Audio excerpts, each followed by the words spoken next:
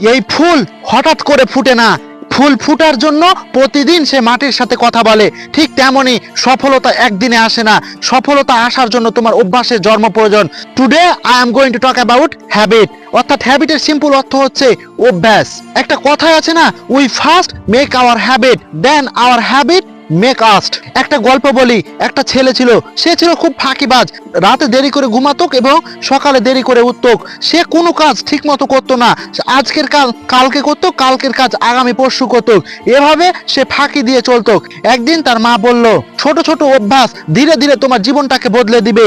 আর সেদিন থেকেই সে ছোট ছোট করে ভালো কাজ করতে থাকে।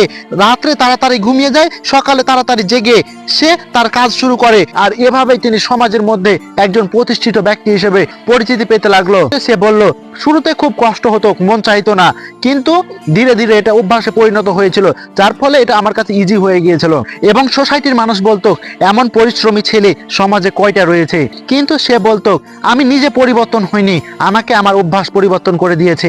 একটা বিখ্যাত কথা রয়েছে, excellent is not a act, it's a habit, tiny habit big result.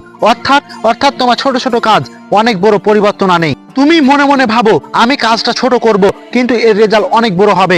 And প্রতিদিনই চেষ্টা করবে 1% বেটার। আজকের এই অভ্যাসগুলো একদিন স্লোলি তোমাকে বলবে যে আমি তোমাকে চেঞ্জ করে দিয়েছি, তোমার মাইন্ডসেটকে আমি পরিবর্তন করে দিয়েছি, তোমার অ্যাচিভমেন্টকে আমি অন্য জায়গায় পৌঁছে দিয়েছি। তার পরিপ্রেক্ষিতে আজ থেকেই শুরু করি।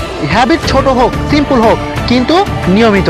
কালকে দেখা হবে আরো শক্তিশালী নতুন একটা ওয়ার্ড নিয়ে। ততক্ষণ ভালো থাকুন, সুস্থ থাকুন। আল্লাহ হাফেজ।